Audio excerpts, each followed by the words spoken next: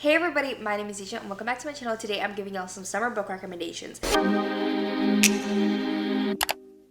I did a huge summer book recommendations video last year where I talked about 25 books to read for the summer, and I still stand behind all those recommendations. I think that they're all amazing, but I have 10 new recommendations that I'm going to be giving y'all today, and then I also brought back some of the other ones from the video last year, which I think you guys should still go watch because there's 25 books in there that I mentioned, all great for the summer. And I think I'm going to be talking about 8 of those again because I think that they are really ones that you should definitely be adding to your summer TBR if you have not already. But as I said, you should definitely go watch that video if you want 17 more other recommendations that I'm not talking about in this video. I love reading seasonally. I love doing seasonal recommendations for y'all. I will also be doing a summer TBR, and I always post my seasonal TBRs over on my Patreon for my highest tier, my slasher queens. So if you guys are looking for some more like kind of books to put on your radar for the summer, I would definitely recommend checking out that video over on my Patreon. Now for me in the summer, I'm a big horror girly and a big romance girl. Those are my two main genres for summer because I feel like romance, it's fun, it's cool to read by the pool, like it's just like a light little beachy fun read. But then horror, there's a lot of like really like summery horror and like camps and the woods and stuff like that. So I feel like there's a lot of like motifs in horror books that relate highly to the summer. And then also I do like thrillers as well. So I mostly have horror and romance with a thriller on here. And then once we get into the books that I mentioned in my video last year, I have a little bit more thrillers and mystery as well as more horror and romance for y'all as well. So first I'm going to start off with horror because that is my favorite genre to read in the summer, honestly. In the summer, we always love a good slasher. And the first one that I have is You're Not Supposed to Die Tonight by Kaylin Barron. I think this one would also be great for people who aren't huge horror readers because this one is YA. So I feel like it's not as gory, it's not as graphic, but it still kind of has like those fun summer slasher vibes in it. But I feel like it can appeal to an audience of more seasoned horror readers, but also more beginner horror readers or people who don't like anything too scary. In this one, we're following Charity, and she is actually playing the final girl at this kind of camp. It's not like a real summer camp, but it is a place that people go, kind of like, we have this place called Panic Point here in North Carolina, where it's like a place that you go and it's kind of like not a haunted house, but it's like kind of like a haunted house with people scaring you, but it's not in a house per se. And that's kind of how this one is. It's kind of like a full contact terror game where they are dressed up as characters and they are trying to scare people. And so she plays the final girl at this camp, and they are dressed up as characters from a classic slasher film, and they try to like scare people. And she loves her summer job and that she gets to scare people. She absolutely loves it. But then towards the end of the summer, as they're about to pack up and leave, some of her coworkers begin to disappear and go missing, and now she's trying to figure out what's happening to them. And it definitely goes into slasher territory. This one's also very quick. If you're looking for something to read by the pool, I think this one would be phenomenal because you can really like sit down one afternoon by the pool for like a couple hours and knock this one out completely. I think it's just a really fun slasher if you're looking for something like that to read this summer. Next up, I have Fantastic Land, and the reason I'm recommending this one for summer is because it actually takes place at like an amusement park, what we would think of as like Six Flags, which I know is going away, but like Six Flags or Disneyland or something like that, some sort of theme park, which I feel like are very common to go to in the summer. And it also takes place in Florida. So we are following kind of this investigation and also first person interviews as we are unraveling the events that have happened at this theme park called Fantastic Land. There's a hurricane that comes in and ravages all of Florida, including this theme park, and the employees are stuck in the theme park for like 5 weeks. And so things start to come out, things are crazy, heads are on spikes, and what the authorities find is just insane. So we are getting an investigation of people looking into what happened at the theme park and kind of how everything devolved. I would say honestly it also kind of gives a little bit of Hunger Games vibes, but like more horror. The Hunger Games was a horror book because we're following like a group of people that begin to separate off into clans, kind of fight to the death and for resources and stuff like that. It's very interesting and I highly recommend it for the summer. Another slasher, but that's definitely more intense and more gory, that I would say is for more seasoned horror readers or people looking to get into horror more, is The Cotton Candy Massacre. This one also kind of follows like a theme park. It's called Boykins Bonanza, and it is reopening in the summer of, I believe, 1989. So it's definitely a little bit historical, and I think that Fantastic Land also takes place a little bit more historical as well. But The Cotton Candy Massacre takes place in the 80s as Boykins Bonanza is reopening, and things start to go down. A tragedy begins to happen, and this is basically the account of that tragedy. And we're following multiple different characters throughout the story. Like we're following employees, people who went there, like teenagers, children, older people, everybody at this place as this tragedy occurs. And this one definitely has a lot to do with clowns. So if you're scared of clowns, you might want to pick this book up. You may not, depending on if you're the type of person who wants to read things that scare you or not. So I feel like definitely, like my sister, she's scared of clowns, so this one might be a little bit too much for her, but I thought it was really, really fun. It kind of gives the vibes of when they went to like that fair kind of thing in Stranger Things, I believe season 3 or 4. I think it was season 3 with Alexi. If you like that kind of vibe, or even like when there was like that festival carnival in the It movies, I think that you would really enjoy this one.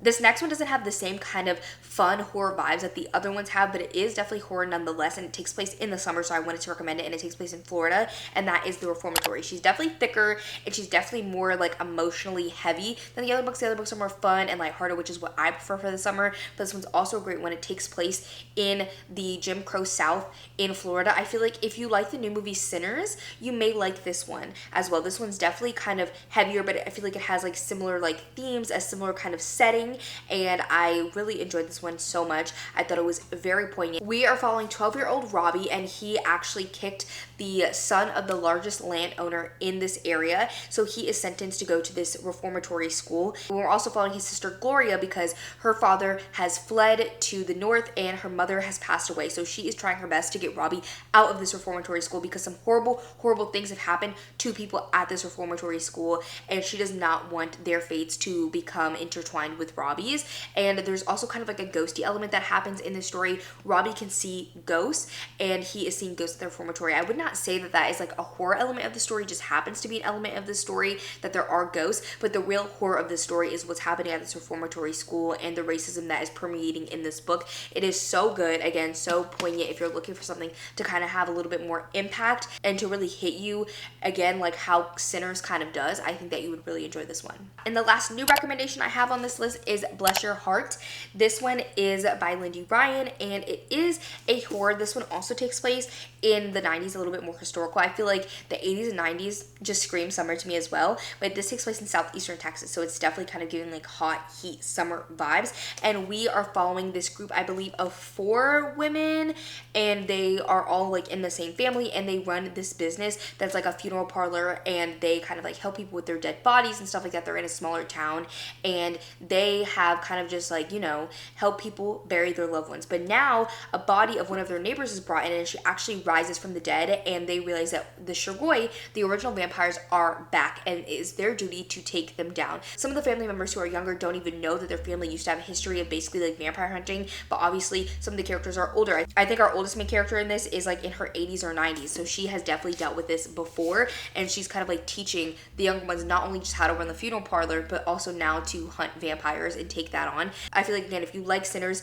this one might also be a good one because it kind of has vampires and that southern kind of vibe. But this one has a similar kind of setting to this one, but it has more of like that racial element that Sinners has. So I feel like these two are good kind of comp titles to Sinners. I just saw Sinners last night, that's why it's kind of on the brain. I will return back to the horror books when I talk about the books that I mentioned in last year's video, but now we're going to move on to the one thriller that I have, and that is The Island by Adrian McKenty. I didn't hear too many people talk about this one. I feel like more people talk about The Chain by this author, but I really liked this one when I read it last year. We're following our main character Heather, and she moves from a small country to Seattle, and she ends up meeting this man named Tom, who is a widow, and he has a son and a daughter, and they end up getting married as well. And she kind of has some hard relationships with the children because they are older. They're not like children, they're like a teenager and like a preteen, so it is a little bit more difficult to kind of forge a relationship with them after their mother passed away, but she's trying her best. So they decide that they are going to take a trip to the Australian outback to kind of bond together, and they end up going to this island that's run by a clan of locals, and they have no cell service, nothing, but things start to go down, and Heather and the kids are separated from Tom, so they are trying to escape this island alone and trying to survive not just the Australian outback wilderness, but the people who are coming after them. I thought this book was so thrilling. It was so fun and interesting. I really like the dynamics of seeing Heather kind of trying to bond with these children, and now she's in this survival situation with them, and she's trying to protect them, but they don't always necessarily want her to protect them, and I just thought it was really fun. Now moving on to romance, I did recommend one of the books in this series last year, but I don't think I got to this book yet. I don't even know if it was out by the time that I made that video, but that is Just for the Summer by Abby Jimenez. This is the third book in the Part of Your World series. Part of Your World is my favorite, but this one is my second favorite. I think I need to reread them all. I plan on actually rereading this entire trilogy this summer. I think it's a great trilogy for spring, summertime specifically. Like, I think this one is great to read like July and August and like start the series earlier in the year in maybe like May and read like one book a month.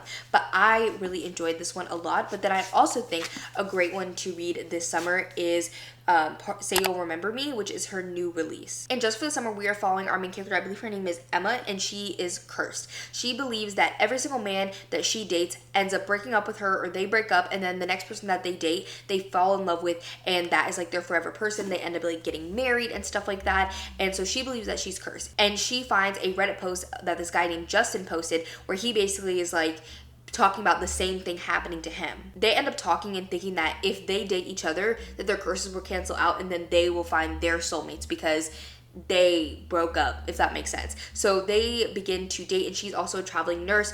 All of the books in this series have to do with people connected to the hospital, either as like nurses or doctors, which I really enjoyed. But this one was just really, really fun. It definitely takes place in the summer. You can see that there's a pool. She literally rents an Airbnb or like some sort of house to stay in while she's traveling that's in the middle of a lake. So you have to take a boat from the land to the little area where the house is. It's so fun. They did a lot of summer activities in this book, so I think it's great for the summer, but I recommend the whole series for the summer. And Say You'll Remember Me, I really think that this one's also great for the summer because it takes place in California. This one's also in a new series by her. It's completely separate. So if you don't want to commit to a whole series and you just want to try out one of her books, then I think this one would be a really good one to start with. We are following our main character, and she ends up bringing a cat to this vet, and there is a grumpy vet who works there, and he is very kind of grumpy, like how I said, but he is kind of drawn to her, she's kind of drawn to him, so they end up deciding that they're going to go on a date, and this date is magical. They have such a strong connection. She's actually leaving to move back to California because her mother is dealing with early onset dementia, and she wants to move back to help her family with taking care of her mother, because her mother also is starting to forget her because she's not there as frequently as her other family members. So she is moving back there, so they begin to do a long distance relationship because he also cannot leave because he is a younger vet. He just started up his practice, and so if he tried to leave and sell his practice, he would be in so much debt, he would be basically bankrupt. So they're having this long distance relationship. This one has a lot of heavy themes to do with like parents and taking care of your parents, and their early onset dementia is a big element of the story, which I really enjoyed. But we do kind of get some vibes of California and like the boardwalk, and I really like those elements as well. So I think this one would also be a great pick for the summer. I know I'm kind of late to this train, but I also wanted to recommend Beach Read by Emily Henry because it does take place on a beach, and I didn't recommend it last year. And so we are following two writers. One writes literary fiction, and the other one writes romance. And they're literally polar opposites, not just in their books, but in every way. And the only thing they have in common is that they are staying in neighboring beach houses, both with writer's block, trying to write new stories. So they decide that they are going to swap genres and teach the other person how to write the genre that they write. This one definitely is heavier than you would think. I know a lot of people go into this one thinking, oh, this is going to be a light kind of summery beachy read, and it definitely focuses a lot on heavier themes, but I think that this one's still a good one because it does take place at the beach and it is a beachy read. Next up, I want to recommend Done and Dusted by Layla Sage. This one is more of like a cowboy type romance because we're following our main character Emmy, and she has left her small town. She went to college, she made a career for herself, and she's actually like a professional horse rider, but she ends up having an accident that makes it impossible for her to get back on the saddle. So she moves back home to kind of be with her family and hopefully like get back on the saddle, and she ends up kind of striking up a friendship with her brother's best friend, who they've always kind of had a little bit of animosity towards each other, but he is like a trainer, so he ends up helping her get back on the saddle, and they have a romance.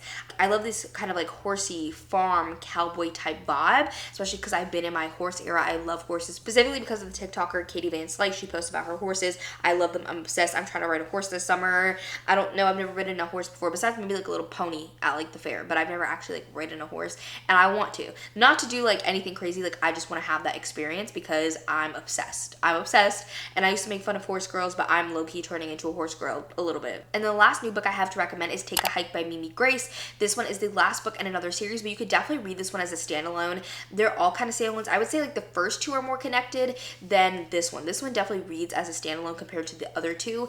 We're following our main character, and she ends up inheriting this outdoor tourism company where they put on like tours and stuff outside and teach like classes like archery and stuff like that. And she knows nothing about outdoorsy stuff at all. It just happened to come up because her mother dated this man years ago, but they were dating for a long time. So he ended up putting both them in his will and forgot about it. So she now inherits this, and it's a pretty small company. So there's only like 4 or 5 workers. So she is going up there to sell the company to one of the workers because he was kind of like the owner's protege, and he figured that he would get sold it eventually anyways once the owner wanted to retire. So she's going up there to sell it to him and just like check it out. But then when she gets there, she decides like, hey, I have nothing to lose. She recently lost her job. She knows nothing about running a business. She knows nothing about tourism or outdoors or anything like that, but she says that for the summer she just wants to stay and see if this is something that she can do or that she wants to do. And obviously, of course, this is a romance book, so they end up having a romance. But I do feel like there's a lot of like animosity, tension towards each other in the beginning because he just wants the company and is kind of annoyed that she's there, and he's like, you literally know nothing. I don't know why you want to do this. But she is very determined and very stubborn, and it's so good. I love Mimi Grace because her characters and their romance and their chemistry truly jumps off the page, and it's something so palpable. I feel like a lot of romances I read, I'm like, oh, that was fun, but like I'm not like really feeling the romance. I'm not really feeling the chemistry. But with Mimi Grace, I really feel the connection between her characters, and I feel connected to her characters. Now we're going to circle back around to horror books and mention some of the books that I think I mentioned last year. This one I didn't have on the list that I mentioned last year, but I had to have. Like, literally I had to have. There's no way. But that is The Truth by Nick Cutter. This one is crazy. We are following a group of Boy Scouts that go off the coast of Canada, I believe, to like this little island. And this man turns up on the coast, and he's like ravenous. And the boys end up being exposed to something horrifying. It is very body horror, very graphic, very gory. It's one of like the first 4 books I ever read that I was like, oh, this is disgusting. And it definitely kind of has summer vibes because it's taking place like while they're camping, basically. I also have to mention the Southern Book Club's Guide to Slaying Vampire by Grady Hendrix. This is my favorite Grady Hendrix. I love this one. We are following a group of women in the 90s, and they run this book club together, but then they get this weird neighbor that moves in. It's a man, and he's pretty young, but he moves in and begins to join their book club, but they also believe that something's wrong with him, specifically our main character, and a lot of people do not believe her, but she's very adamant that something is wrong with him, and you can kind of guess by the title of this book what he is and who he is. But I really love this one. Again, if you like Sinners, I feel like you might like this one because it kind of has that southern vampire vibe, and it's a little bit historical, not 1930s but 1990s. I also mentioned last year Camp Slaughter by Sergio Gomez. This one is a perfect slasher for the summer because we are following a group of college students who go and rent out this cabin in the middle of the woods, and they begin to soon realize that there is a cannibal who is in the woods with them, hunting them down. This one is really, really good for summer because they're in a cabin in the woods. I feel like this one's definitely given like Friday the 13th kind of vibes mixed with Texas Chainsaw Massacre. It's really, really fun. And the last horror book that I kind of wanted to reiterate is The Honeys by Ryan LaSala. This is another YA book, so if you are not super into horror, again, I think this would be a great one, but also for seasoned horror readers, I think you could enjoy this one as well. We are following our main character Mars, and his twin sister unexpectedly passed away while she was actually supposed to be at summer camp. So he used to go to the summer camp as well, but he kind of left because he didn't feel accepted there, especially because of his gender identity. He's actually gender fluid, and he insists on going to this place in his sister's place. It is called the prestigious Aspen Conservancy Summer Academy, and Mars begins to become friends with these girls called the Honeys, which his sisters were friends with, but things are not exactly what they seem at this summer camp. This one is so fun, but it definitely has a deeper level of grief, and it definitely kind of goes crazy. There's so much to do with bees in this, so if you're interested in bees, I feel like you would also really like this book. I definitely wanted to mention more mysteries and thrillers, so I have 4 here really. So the first one is Live and Let High, which is the first book in the Seaside Cafe mystery series. I have the whole series like up here. I think I'm missing 1 book, and I've read like 4 or 5 of these. I read like 1 or 2 a year. I really, really like them. They actually take place in the Outer Banks of North Carolina. So I've been there, I know what it's like, and so I really, really enjoy that aspect because I've been there. But a lot of people I feel like have been to the Outer Banks. It's a pretty popular vacation destination. We're following Everly Swan, and she actually moved away from her small little town of Charm, but she has recently gone through a divorce. She decides that she's going to move back, and she opens up an iced tea shop. Very summer, very southern. How much more southern can you get than iced tea? Literally, you can't. You literally cannot. And so she opens this iced tea shop. Someone ends up dead. She is trying to investigate and figure it out because she's trying to clear her name, because the person who ended up dead was actually one of her customers, and they were a little bit grumpy. So, you know, people are starting to think a little bit, maybe it's her. One thing I really love about this author, Brie Baker, she also writes under multiple different pen names, mostly Julie Ann Lindsay. What I love about her, she does actually include romance in her cozy mysteries, which traditional cozy mysteries don't, and a lot of cozy mystery purists don't like when romances are included in cozy mysteries. But I really like that element, and so I really enjoyed this series a lot, and I hopefully will finish it this summer. Two of the books I wanted to mention are also by the same author, and that is The House Across the Lake by Riley Sager and The Last Time I Lied by Riley Sager. I feel like a lot of his books are really great for the summer. I would also say Home Before Dark, which is my favorite by him, is great for the summer as well, but these two scream summer. So The House Across the Lake by Riley Sager is kind of his most controversial. A lot of people don't like this because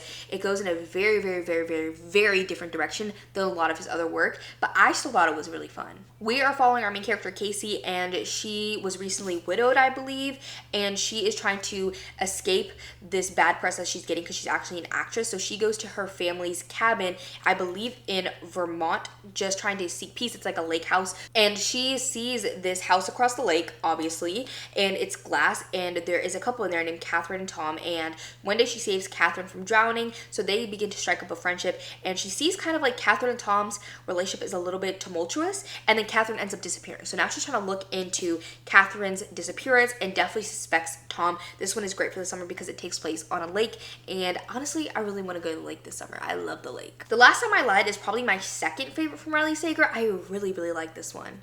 This one follows Emma, and she went to the summer camp when she was younger, and these three girls who she roomed with that were actually older than her went out one night and vanished. She is now kind of haunted by them, and she's an artist, so she draws them and their faces a lot, and she's actually contacted by the new owner of the camp to be like, hey, we know that you went here, we would love for you to come back and actually teach art at the camp, and she agrees. So she goes back to the camp and is kind of haunted by what happened there years ago, and she is trying to still figure out what happened to these girls 15 years prior. This one again kind of has like those summer camp vibes. I really, really love summer camp slashers. This one's not a slasher, but like slashers or thrillers. I love a summer camp setting. If you have any book recommendations with a summer camp setting that I'm not recommending here, please recommend them in the comments below because I just love that setting so much. And lastly, for thrillers and mystery, I want to recommend All the Sinners Bleed by S.A. Cosby. This is one of my favorite books of all time.